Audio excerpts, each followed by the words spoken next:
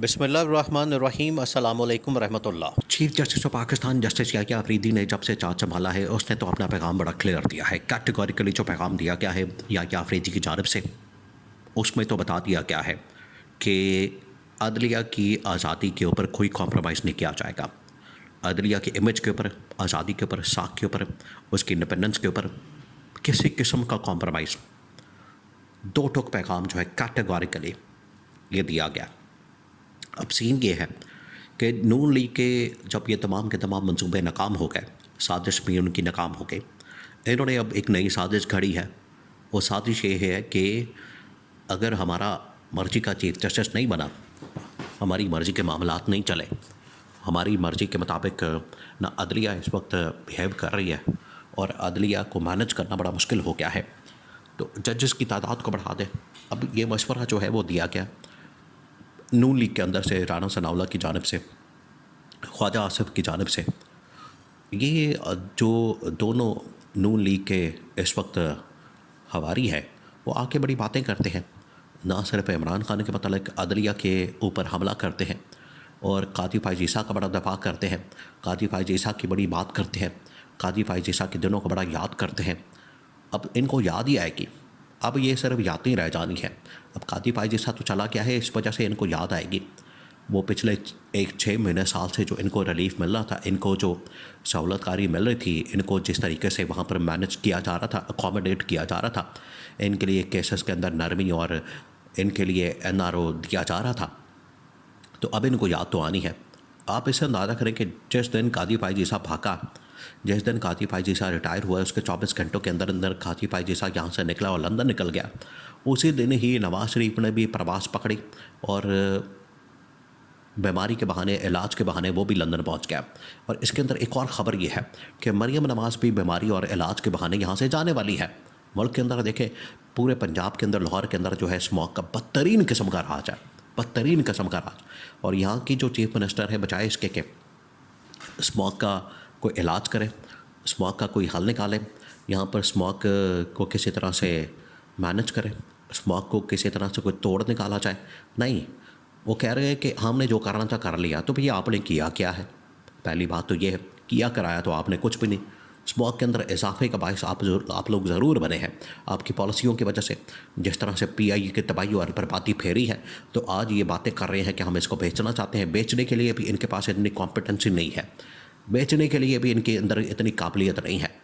अपना लुटमारा करना हो, अपनी जायदादें इन्होंने बनानी हो, अपने इन लोगों ने फ्लैट्स बनाने हो, उसके अंदर डीलें बड़ी ज़बरदस्त किस्म की करेंगे।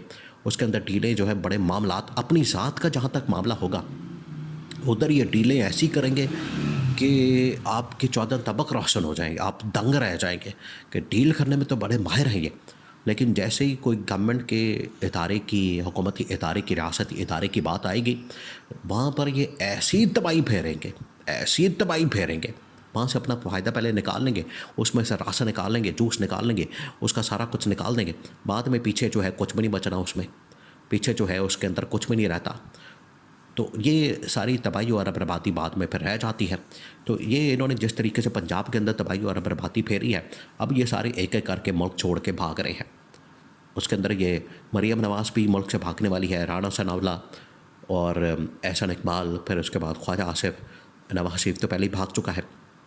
तो ये भी एक आपस में कनेक्शन है, इनका आपस में एक कनेक्शन जुड़ा हुआ है कि काजी फ़ाइज़ ईसा जिस दिन यहाँ से भागा, बिल्कुल उसी दिन ही नवाज़ शरीफ भी मुल्क छोड़ के चला गया और लंदन के अंदर अब ये इकट्ठे मौजूद हैं, इकट्ठे मौजूद हैं, वहाँ पर मुलाकातें कर रहे हैं, वहाँ पर इनकी मीटिंग्स हो रही हैं, वहाँ पर ये आपस में बैठ रहे हैं, एक नया प्लान तैयार कर रहे हैं।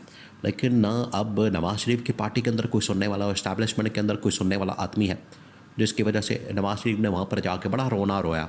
मेरे दिल के अंदर बड़े दर्द है, बड़े राज है, बड़ी तकलीफ़ है, मुझे बड़ा पता है, मैं लेकिन बोलता नहीं, मैं बात नहीं करता।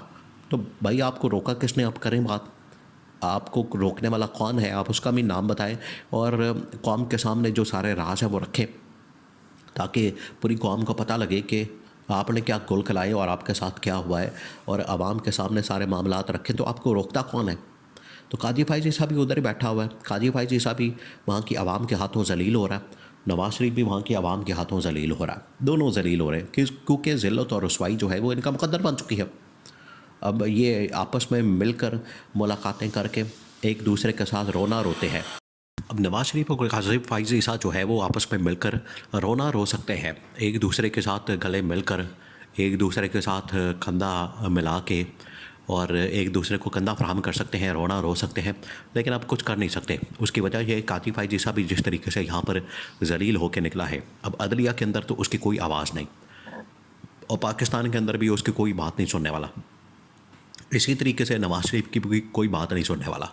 अब ये सारे एक एक करके यहाँ से भागेंगे, पाकिस्तान को छोड़ेंगे, पाकिस्तान से निकलेंगे, क्योंकि उनको नज़र आ गया है कि पाकिस्तान के अंदर एक तो ये कि इनको अपनी गवर्नमेंट के सर्वाइवल की फिक्र पड़ी हुई है। उसके लिए ये हर रोज़ कोई ना कोई नया शतुंगड़ा यहाँ पर छोड़ते हैं, कोई ना कोई नई यहाँ पर शुरली छोड़ते हैं, कोई ना कोई यहाँ पर नया मंसूबा छोड़ते हैं, कोई ना कोई यहाँ पर नई फिल्म चलाते हैं, कोई ड्रामा करते हैं, कोई ना कोई नई कहानी, कोई झूठ, सब कुछ इनके पास होता है। लेकिन असलियत और हकीकत नहीं बताएंगे लोगों को कि असलियत क्या है, हकीकत क्या है, असल कहानी क्या है, वो नहीं किसी से बात करेंगे। अंदर खाते जो है अपनी सेटिंग करना, अपनी कहानियाँ, साजिशें, 2 नंबरियाँ, जाली काम, लुट मारा, हलवा मांडा, झूठ बोलना और बेबुनियाद प्रोपेगेंडा करना, ये सिर्फ बचा है इनके पास। इसके अलावा अब इनके पास ना नून लीग की कोई हैसियत है, ना पीपल्स पार्टी की। तो अब ये सारे यहाँ से भाग रहे हैं, जैसे कासिम फाइज़ ईसा भागा है, क्योंकि कासिम फाइज़ ईसा सबसे बड़ा सहूलतकार इस सिस्टम के अंदर बैठा हुआ था। वो सहूलतकारी जब तक कर रहा था तो पीपल्स पार्टी, नून लीग सर्वाइव कर रहे थे। कम से कम नून लीग काफ़ी हद तक सर्वाइव कर रही थी, नून लीग को बड़ी सहूलतकारी मिल रही थी, तमाम केसेस मैनेज हो रहे थे, एनआरओ मैनेज हो गया था, केसेस मुकदमात सारे ख़त्म हो गए थे। इनके ऊपर जो मनी लॉन्ड्रिंग के, करप्शन के, लूट मार के, इनके ऊपर बेतहाशा कुछ सैकड़ों की तादाद में, दर्जनों की तादाद में मुकदमात हैं नून लीग के ऊपर। अब ये सारे यहाँ से भाग रहे हैं। अब इनके पास क्योंकि 2 ऑप्शन बचती हैं, या तो ये यहाँ पर रहें, पाकिस्तानी कौम का सामना करें, पब्लिक का सामना करें, लोगों का सामना करें। पीआईए जैसी एक बड़ी कंपनी को बेचना जो है इनके लिए दर्द सर बन गया, वो बेचनी नहीं आ रही इनको। और कोई 2 अरब लगा रहा है, कोई 5 अरब लगा रहा है, कोई 10 अरब लगा रहा है। टोटल इनकी औकात ये है, टोटल इनकी वहाँ पर इतनी तबाही और बर्बादी इन लोगों ने पिछली गवर्नमेंट्स के अंदर फेरी है कि टोटल इनकी औकात ये है कि कोई 2 अरब, 5 अरब, 10 अरब रुपए से ज़्यादा इनको पैसा देने को तैयार नहीं है। अब ये सब यहाँ से भागेंगे। इनके पास ऑप्शन एक ये है कि या तो यहाँ से भाग जाएं, यहाँ से दौड़ जाएं, या फिर इनकी गिरफ्तारियाँ होनी हैं, क्योंकि ये जिस किस्म के अब हालात बना चुके हैं, पब्लिक तो इनको छोड़ेगी नहीं, अवाम तो इनको छोड़ेगी नहीं। और जहाँ तक इदारों की बात है तो अब इदारे भी अब इंडिपेंडेंस की तरफ जा रहे हैं।